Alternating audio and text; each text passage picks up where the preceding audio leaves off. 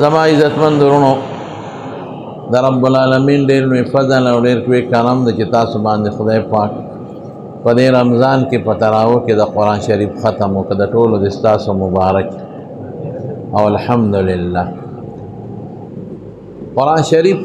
د رمضان سره د روزو سره ډېر مضبوط مناسبت لري، ځکه د قرآن شریف نزول د رمضان په میاشت کې شوی او یوازې قرآن شریف نه تورات، زبور، انجیل او سل صحیفه او قرآن شریف ټول آسماني کتابونه په رمضان کې نازل شوي. او ما چې کوم آیت ولوس رب العالمین په دې صورت کې سوره قدر کې ارشاد فرمایي چې انا انزلناه فی لیلة القدر، قرآن مون لیلة القدر چې ورته وایي د قدر په شپه نازل کړی. او راجح قول او روایت هم دقه دی چې لیلة القدر په رمضان کې ده. نو چې قرآن شریف الله پاک په رمضان کې نازل کړ، نو د قرآن شریف د رمضان سره پوره مناسبت شو. حضرت جبریل علیہ السلام براته او حضور پاک مبارک ته د قرآن شریف دا ورکاو په رمضان کې چې څونه به نازل شوی هغه مره قرآن به ورته دا ورکاو حضور پاک مبارک ته. او عائشی بی بی ته حضور پاک مبارک او فرمایل په کومه بیماری کې چې د دنیا نه تشریف یاوه، وی عائشې وی اندازه دا ده چې زما دی بیماری کې د دنیا نه سفر دی او زما مرګ نږدې دی. نو د هغې په وجو کې یو وجه ورته دا وی نور قبله جبریل علیه السلام به یو ځل ماته قرآن اورو او دې ځل یې راته دوه ځله قرآن شریف اورولی. ګوره حضور پاک مبارک علما لیکي کان جبریل یعارضه القرآن، نو دا یعارضو با می مفاعله د جانبینو نه عموما.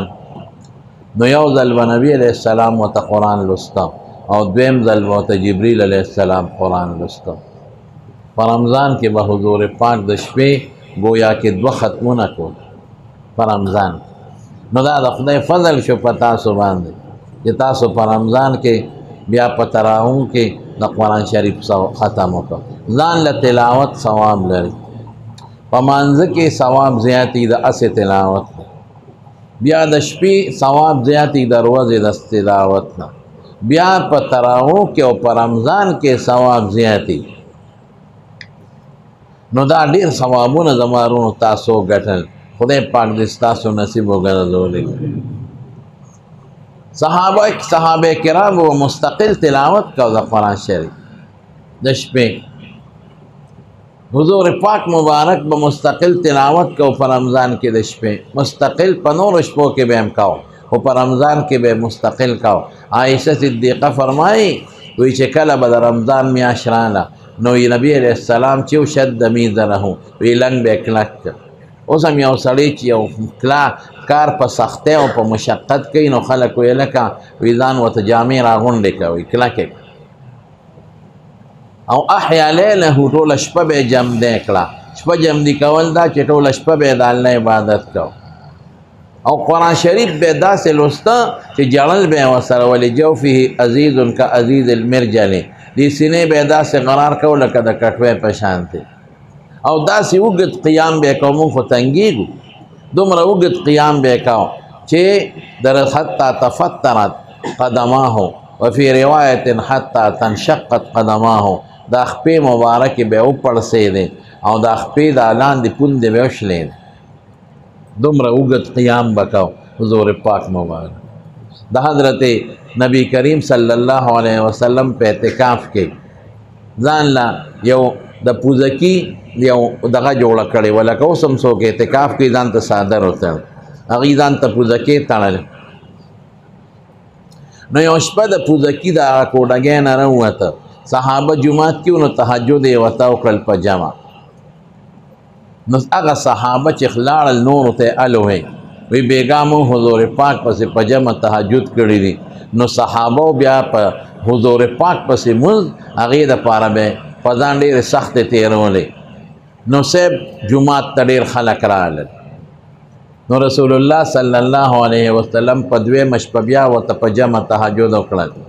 نو چې هغه خلک خواره شو نورو ته الوي نو په درېیمه شپه جومات مکمل ډک شو ګوره د خلکو شاو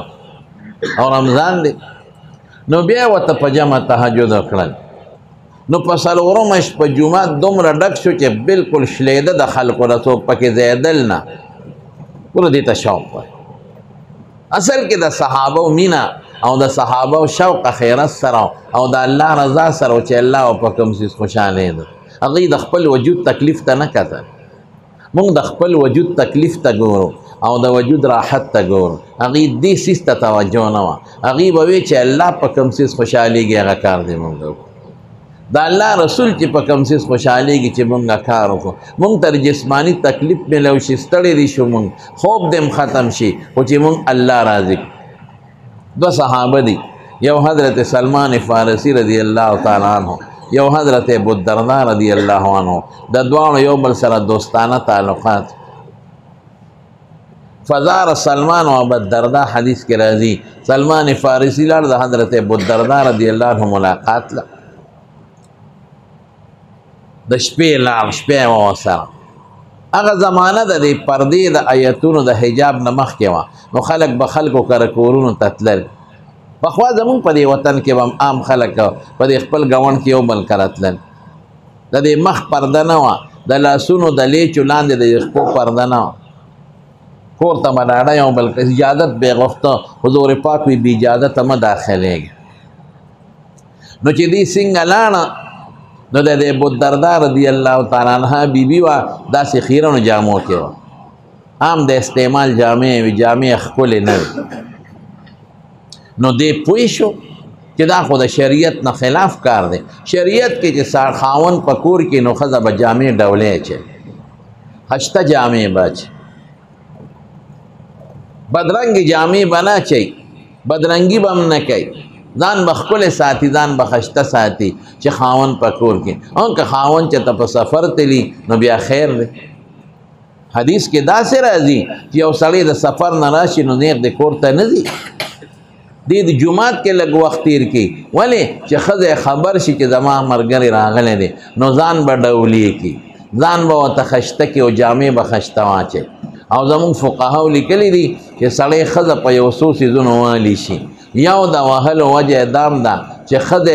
په خپل کور کې حسن او ځان نه خشته کوي او جامې خشته نه اچوي دا د زنانو دپاره پکار دي ښه چې خاوند یې کور کې وي دا به ډولې ځان ساتي دا به جامې هم خشته اچوي دا به کور کې خوشبویي هم استعمالوي دا به مخ او لاسونه هم ښکلې ساتي ولې که د سړي هغه ضرورت ورته پیښ شي او د سړي ژوند همدغی لتسکنو الیها قرآن شریف کې الله فرمایي چې سړی ستړی ستومانه کور ته راشي او ښځې سره داسې ژوند تیر کړي چې دته سکون او اطمینان او خوشحالي میلو شي نو د سنتو خلاف ورزي ولیده چې دا خو خاوند دی کور دی ابو الدرداء رضی الله عنه او دې د اخیرنې یا زړې جامې ګډې وډې جامې اچولې دي نو زه یې تپوس ما لی اراکې متبذله دا ولې تا دا جامې د استعمال عامې اچولې دي خاوند د کور کې دي ځان ولې نه ډولې کې خاوند مخکې وته او دا خشته جامې ولې نه اچوې او ته څه ویل نه اخاک ابو الدرداء ستا ورور ابو الدرداء چې دی لا حاجت له د هغه دنیا کې ساجت نشته د هغه دې څیز ته توجه نشته بس پوه یې کوه چې د هغه ما ته څه توجه نشته بیبي ته توجه نشته دنیا ته څه شوق نشته نو زما څه کار دی چې ځان ورته ډولې کړم زما څه کار دی چې جامې ورته خشته واچوم بس دې خو پوه شو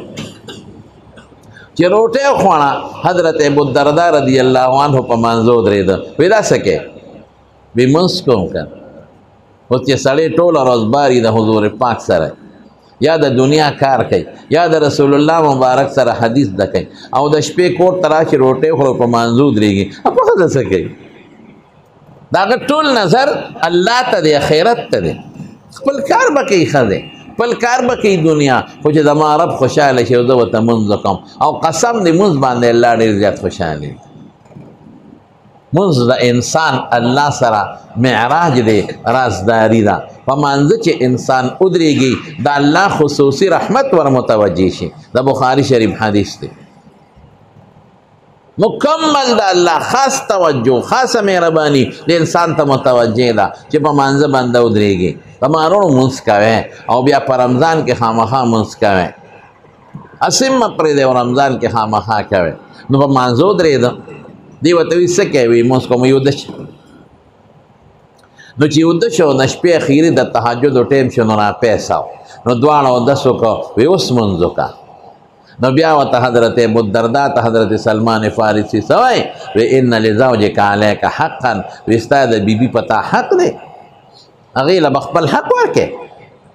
ته چې دا ټول لمونځونه کې او تهجدونه او تلاوتونه کې او بار اوځې د ښه د برې څه کوي ان لزوجک علیک حقا د ملاقاتي د میلمه در باندې خپل حق دی هغه له به هم حق ورکړې ان لعینک ان لجسدک علیک حقا د وجودم در باندې حق دی فات کل ذی حق حقه هر حقدار له خپل حق ورکړه ګوره څونه ښکلې خبره یې ورته وکړله نو چې سار دواړه لاړل د رسول الله صلی الله علیه وسلم مجلس ته نو حضرت سلمان فارسی ورته دا ټول انوي وی صدقه سلمانو وی سلمان فارسی رښتیا خبره کړې څه مطلب شو مطلب دا چې د شپې خوب هم کوه او تلاوت هم کوه او نفل هم کوه بیبي له هم ورځه د هغې هم در باندې حق دی او کلمه هم ورځه روجي هم نیسه د وجود هم حق دی کلمه نیسه لیکن دا مې د صحابو شوق د تخورونو دومره د صحابو د عبادت سره شوق حضور پاک مبارک به یوه هفته پرله پسې روژه نیوله 15 ورځې افطار 10 ورځو کول څنګه مې مثال ورته وایي دا به یې منځ کې نه ماتوله نه به یې ماښام ماتوله او نه به یې پېشمنۍ کوه ګوره مونږ سار نه ماښامه پورې نه شو ټینګېدی هغې به یو هفته یو شان روژه پېشمنۍ افطاریس به پکې نو صحابه وی د الله رسوله مونږ هم داسې کوو وی تاسو به نه کوئ وی نه مونږ هم کوو مونږ کولی شو رسول الله مبارک وفرمایل انی اطعم واسقی تاسو به نه کوئ زما د خوراک څښاک بندوبست روحاني طور یا باطني طور الله کوي زه نه وږی کېږم زما خدای طاقت برابر کړی دی تاسو به نه کوئ د هغې د پاسه بعضې صحابو دا خیال وکړه چې دا حضور پاک زموږ دپاره هسې هغه شفقت کوي بیا به یې نیولې بیا منع کړل چې نه به بلکل نه به کوې کان رسول الله صلی الله علیه یواصل وینهی عن الوصال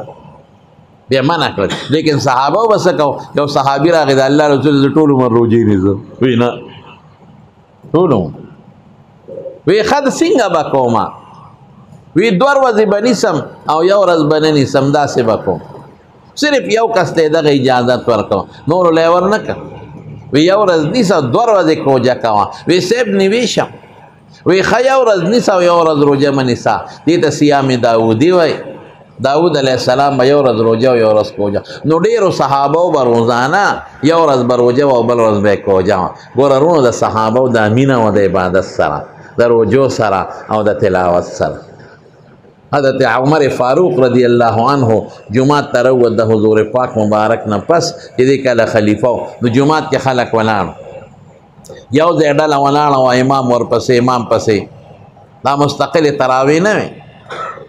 بل ځای ډله ولاړه وه امام پسې بل ځای ډله ولاړه وه امام پسې یره وی لو جماعتهم علی قارئ واحد دا په یو قاري ولې راجمع نه کړم نو حضرت ابی ابن کعب رضی الله عنه رسول الله مبارک فرمای اقرأکم ابی دا هغه آواز هم خشته او تلاوت یې مزیدار نو هغه یې مخکې کړ وی دا ټول به راپسې ودرېږي نو څه چل به یې کوو پته راته شته عجیبه به یې کول ماسخوتن به یې فرض وکړل نو بیا به یې 4 رکعاته تراویح وکړې نو بیا به دمه کوله ترویحه نو په هغې 4 هغه دمه کې به صحابو ځان له خپل 4 نفل کول نو بیا به یې 4 رکعاته تراویح وکړې نو بیا به یې دمه وکړه نو په هغه دمه کې به صحابه په ځمکه نه څملاستېدل چې ورېږه مونږ خپل دغه وباسو ډنډونه وباسو او خپل دغه وکړو لاسونه اوچت کړو ورېږه ستړي شو که نه تاویږو را تاویږو دا چل به یې نه کوو په هغې کې به یې ځان له 4 نفل کول نو بیا به 4 رکعاته تراویح وکړل 2 به یې کولې لکه مونږ چې کوو نو بیا به یې دمه کوله دمو کې به صحابه بیا 4 رکعاته نفل وکړه او سونه ټیم به پې لګېده په دې باندې ګنټه دوه نه صحابه به وایي چې سلام به مو ګرځو نو کور به په خادمانو او غلامانو غوبل کو چې شا به پېشمنې راوړی ګورې سبا راخېږي ټوله شپه په دې کې تېره شوه او مکه مکرمه کې به څه چل کو خبر یې مکه کې چې به څلور رکعته تراویح وکړې دوه دوه په یو سلام نو بیا به طواف کو منځ کې نو بیا به څلور رکعته تراویح وکړې نو بیا به طواف کو نو چې بیا به څلور رکعته تراویح وکړې نو بیا به طواف کو منځ کې به طواف کو په مکه مکرمه کې او مدینه منوره کې به څلور تراویح او څلور ځان له نفلونه کول دې وجې نه زموږ د امام مالک صاحب پنځ تراویح او کم څلوېښت رکعته دي د ویترو سره هغه هغې ته ګوري دا شوق غواړي زموږ څه راکټ مولا هغه امام پسې خلک تراوله دي چې هغه سم لکه کلاشینکوف په شان ډزېږي لکه وي هغه جومات ته ځو وي هغه سم تکړه دی مړه وي سمسې وایي چې ډزار ته وباسي ته به وایې دا ټوپک دی ډزار ته وباسي دا اوس څه خبره نه د خدای دین پورې مونځ پورې ټوکې کولي نو ځئ چې هغه جومات ته ځې نو په لاره یې څومره ټایم لګي دا شیطان به په دې پېژني امیر صاحب په لاره خو دې ځان له لس منټه لګي او په راتلو دې بیا لس منټه لګي نو ظالمه دا خدای را ورکړه که نه او په اواز او ما خو د قاري صاحب تلاوت اورېدی وقاص قاري صاحب څومره ښکلې تلاوت یې وکړه الحمدلله ښه شته مزېدار دا څه خوند کوي څه خوند کوي خدای ته وګوره دا څه کوي ډولکې ډنګې دا څه کوي دا څه تلاوت الحمدلله دا څه تلاوت او چې رکوع لای سمع الله لمن حمده الله اکبر هر شي دوله خو صبر وکړه چې څوک شا طرف پسې ربنا لك الحمد خو وایي که نه او چې سجدې نه پاسې الله اکبر الله اکبر هم چې دا کوتک مې د مازدیګر ته ونیو بیخ دیونه صبر وکړه قومه وکړه جلسه وکړه خدای پورې ټوکې مه کوه مونځ پورې خندا مه کوه داسې کوې نن سبا خلک داسې تراویح کوي تپوس یو بل نه کوي څو رکعت په څومره منټه کې کوي یاره زمونږ استاد یې خو په شل منټه کې کوي ستاسو مونږ خو یې تباه و برباد کله په یو خوا ودرېږو کله په بله ودرېږو مونږ یې غرق کړو زمونږ استاد یې ورور ته به یې ګنې بس چېته هلکه استاد یې کراچۍ ته پکې تللی وي که پېښور ته پکې تللی او چې تراویح چې دقه دی ناست یو بل سره بیا ګپې شپې لګی گپ شپ ښه دی که الله ته ودرېدل ښه دی رسول الله صلی الله علیه وسلم فرمایي چې دا ګډې وډې تراویح شي یا تراویح نه مونځ چې دا زر زر وشي نو دا الله ته فرشتې وړي الیه یصعد الکلم الطیب والعمل الصالح يرفعه دا بر الله ته ځي نو چې الله فرشتو ته وایي وی دې ته مې حاجت نشته په دې مخې ولا واپس وروله هغه انسان به د قیامت پر ورځ ذلیل او رسوی چې د ډېر منځونه هم کړي ډېر زیات او نیکه لیکن قبولیت ته نه رسېدل دې به پته مې چې ما ته به په عملنامه کې اس به نی ولې به نی یا به ریا ورپسې کړي ریاکاري به کړي او یا به دغسې ډر جوس تراویح کړي راکټ مولا کلاشینکوف مولا هغه پسې تراویح ډېر زر کوي یاره خو ډېر ټیټ مولا رپټ مولا دی رپټ هلکه دا پیته تماچه رسل رپټ رپټ مولا ډېر ټیټ مولا او یو اواز کې استاد جي ټیټ شه دا به یې بلې نه خورئ استاد جي ټیټ شه خیال دی راغی زمارونو دا د خدای پورې ټوکې نه دي پکار شکر دی تاسو ټول قرآن واورېده ټول الحمدلله او ختم هم وکړو او دې نه پس کوم تراویح کوئ ښه په اطمینان کوئ ښه ما خو جمعه کې اعلان کړی باقاعده چې کوم مولا زر تراویح کوي مټ یې رسو کوئ چې ته اهل نه لرې خبرې استاد یې رونه وکړو دا څه کوې خو زیات نه زیات چې ټول ښکلې تراویح کوي نو څونه فرق وي پکې لس منټه فرق وي یا 15 منټه فرق وي نو ته رب العالمین له 15 منټه نشي ورکولی 15 منټه خلکو خو غونډ غونډ عمر تبلیغ کې ورکړی دی پر یوڼ کې داسې خلک ته چې عمر یې ورکړی عمر داسې شته چې یو کال نه خدای په لار کې ورکړی دی او لګیا دي صاحب په اندرون ملک او په بیرون ملک سفرونه پیسې هم لګي نو ته 15 منټه نشي ورکولی خدای له زمونږ طالبانو ګوره اته کاله د کور نه باري لس کاله د کور نه باري نو ته 15 منټه نشي ورکولی رب له الله به خوشحاله شي شکر دی الحمدلله زمونږ دا محله د غریبانانو محله ده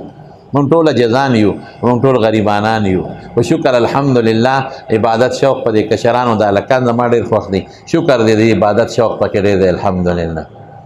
ترجمه هم دلته کې کېږي شکر دی او تراویح مو شوې او خاتونه مو شو تبلیغ او تعلیم هم پکې کېږي نو دا ګشتونه هم کوئ دا ټول د دین کارونه دي عالمانو سره قاریانو حافظانو سره مینه هم ساتئ او اتفاق سره ژوند تېروئ ښه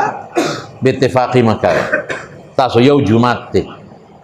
یو امام دی یو جومات دی یو قرآن دی یو خدای دی الحمدلله نو ټول په اتفاق سره خپل ژوند تېروئ یو بل سره ملاتړ اوسېږئ یو بل سره روان اختلاف به نه کوئ په اختلاف الله خفه کېږي که د یو انسان د خولې نه بعضې وخت څه غوځي یا څه خبره وځي نو لکه درونو یو بل سره ګزارې ژوند تېروئ څومره چې دا کشر کل دی دا هلکان ما باندې ډېر ګران دي ډېر مې خوښ دي او لمونږ قدر مې عزت کوي احترام کوي د ټول الحمدلله زمونږ او د یو جومات ته په شوق راځئ په مینه راځئ یو بل سره نږدې ودرېږئ او د دین هر یو کار کې د الله او د رسول د تابعدارۍ په هغې خپل اتفاق سره اوسېږئ مونږ خو د نه شکر الحمدلله خو د نه ډېر زیات خوشحاله یم د دې خپلې محلې د دې مشرانو نه او د دې کشرانو نه او د دې بچو نه الحمدلله وما خو ډېر ګران یې او ژوند زما تاسو کې خوښ دی الحمدلله نو تاسو هم یو بل سره ښه د مینې ژوند تېروئ د محبت تېروئ په خپلو بچو قرآن شریف زده کړئ په خپل هم قرآن شریف تلاوت کوئ ښه رمضان کې د قرآن شریف تلاوت کوئ او روزانه یو ځل صلات تسبیح کوئ ښه روزانه داسې ثواب یې دی لکه د رمضان نه بغیر چې ته اویا کرته صلات تسبیح وکړې او مولوي صاحب به راته تسبیح بیان هم وکړي او چل به هم راته په جمعه کې وښیي انشاءالله العظیم نو دا څو خبرې مې ستاسو په خدمت کې عرض کړې قاري صاحب وقاص قاري صاحب ډېر ښایسته تلاوت وکړه او زموږ ډېر خوښ دی الحمدلله خدای دې وله په ژوند کې برکت واچي والد صاحب ټول مشران دی الله پاک د دنیا او د آخر خیر نصیب کړي او تاسو دې خدای ټول خوشحاله کړي دعا وکړئ رب العالمین الله پاک زمونږه د دواړو جهانو خیر نصیب کړي یا الله دا ختم د دوی قبول کړي یا الله د قرآن شریف دا تلاوت د دوی قبول کړي الله که د دې قاري صاحب نه څه غلطي شوي بې ادبي شوي انسان دې پته نه لګي یا د دې اورېدونکو نه د دې مقتدیانو نه څه غلطۍ شوي بې ادبي شوي الله ته ورته معاف کړي او د رمضان د تراوو د ختم چې کوم اجر او ثواب دی پروردګار هغه نصیب کړي او دې له ټولو له توفیق د نور تلاوت ورکړي یوسف احمد تم دعا وکړئ مولوي صاحب ته چې دلم خدای روغ صحت ورکړي د اکثر بیماري چې الله ولا روغ صحت ورکړي او الله ولا شفا ورکړي او تاسو کې چې څومره بیماران دي الله ټول له شفا ورکړي ټول له روغ صحتونه ورکړي په کورونو کې کم بیماران دي الله ټول له روغ صحتونه ورکړي الله ټول له شفا ورکړي خدای چې کم مردگان دي کم مشران وفات شوي دي زما والدین ستاسو ډېرو داسې زموږ ملګري دا وفات شوي دي الله دې ټول وبخي څومره چې وفات شوي زموږ دلته ډېر مشرانو زمونږ په وخت کې اوس وفات شوي دي الله ټول وبخي الله د ټولو د آخرت خوشحالۍ نصیب کړي د دې جمع چې څومره ملګري او څومره مقتدیانو زه به د یو نوم ساخلم څه به رانه هیر شي بیا به خفه چې زما نوم یې وانغشي نو الله یې د ټولو مغفرت نصیب کړي د ټولو په قبرونو د الله انوار نازل کړي د ټولو وارثانو له خدای خیر او برکت ورکړي او چې څومره زنانه دي زمونږ د دې محلې خدای په سرونو یې د حیا څادر واچي د برکت څادر پرې واچي الله د پریشانو نه ټول محفوظ وساتي او زمونږ دا نوجوانان دا هلکان چې څومره دي دا خدای د دوی په ځوانو کې برکت واچي خدای دیندار هم کې او دنیادار هم کې چې څوک تعلیمونه کوي خدای تعلیمونو کې په ښو نمبرو کامیاب کې او چې څوک تعلیم یې کړی دی خدای ښې نوکری ورته ورنصیب کړي د چا که روزګار کمزوری دی او څوک کمزوري دي او مالی که مشکلات دي ورته الله هغه ورته خدای پاک ته ولا هغه د مالی مشکلات په خیر باندې بدل کړي او ته فراخي د روزې نصیب وګرځونه کې رمضان کې خدای رزق فراخي خدای رزقونه ولا فراخه کې خدای زمونږ ماشومان زمونږ بچي د هر قسم مرضونو فتنو انساني جني شیطانی فتنو نه په امن او امان کې وساتي خدای ته زمونږ د دواړو جهانو برکات نصیب کړي خدای دا زمونږ جومات په دې قوم او په دې کندي او په دې محله آباد کې خدای په عبادت باندې آباد کې یا الله زمونږ له الله او د رسول په طریقو جون نصیب کې د پیغمبر مبارک د سنت مطابق زندگی نصیب او ګرځول کې او خدای زمونږ کې څومره رونه دي او څومره دوستان دي خدای ته د خیر او د برکت جون نصیب کې خدای ته د چا چې ټینشن پریشانی وي اټینشن او پریشانی ولا په خوشالو باندې بدل کې خدای پاک زمونږ د دنیا او د آخر خیر نصیب کې د قبر او ځنکدن د عذاب نه مساته د آخرت د عذاب نه مساته خدای د رمضان مبارک میاشت او د مغفرت میاشت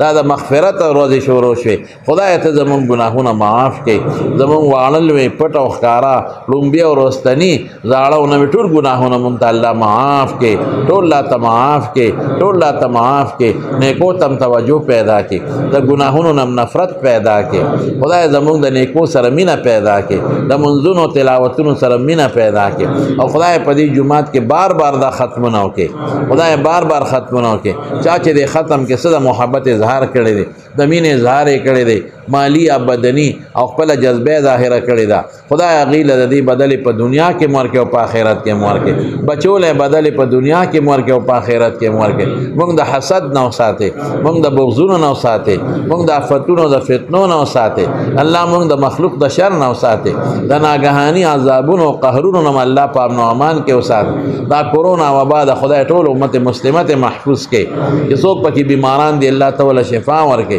چې څوک پکې وفات ته الله مغفرتونه نصیب کړي دا زموږ د مومن روزو محلي کې د شمشیر علي غریب وفات شوی بنورل دعا وتو کوي چې خدای پاک مغفرت نصیب کړي وارثان له خدای صبر ورکړي نور چې څومره مردگان وفات دي خدای دې ټولو بخي او خدای ته زموږ ناراضي شي یا الله ته زموږ ناراضي شي خدای ته زموږ ناراضي شي او خدای د دواړو جهانو خیرم نصیب کړي الله د دواړو جهانو د شرونو نم سره د بال او بچ محفوظ کړي زموږ درونو د عقیده بچو د خويندو د عقیده بچو د رشتہ دارانو دوستانو د عقیده بچو حفاظت وکړي خدای چې کم سیستاد سټو کې ستا په لاس کې دي زموږ د آل اولاد سره د غینه حفاظت نصیب کړي او خدای ټول د بیت الله حجونو نه بوتلې کې ټول د بیت الله شریف عمرو نه بوتلې کې او خدای پاکه د ټولو د دنیا او د آخر خیر او برکات او خوشاله نصیب کړي وصلی القاری سے ابتداء کې وقاص قاری سے ابتداء چې دل خدای پاک